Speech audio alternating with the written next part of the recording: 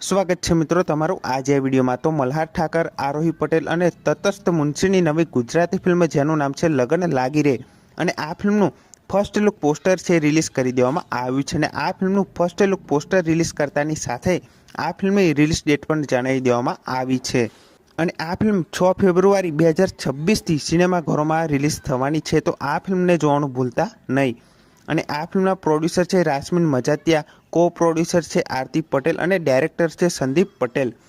અને આ ફિલ્મમાં આપણને એક નવી જ લવ સ્ટોરી જોવા મળવાની છે, જેમાં આપણને મલ્હાર ઠાકર, આરોહી પટેલ અને તટસ્થ મુનશી જોવા મળવાના છે।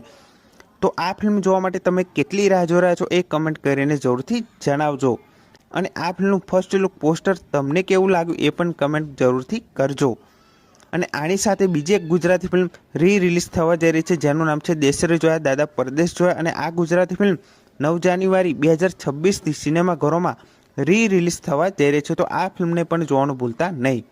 અને આ વિડીયો ગમ્યો હોય તો વિડીયોને જરૂરથી લાઇક કરી દેજો, ચેનલ પર ન હોય તો ચેનલને જરૂરથી સબસ્ક્રાઈબ કરી દેજો। તો ફરી મળીને આ વિડીયોમાં।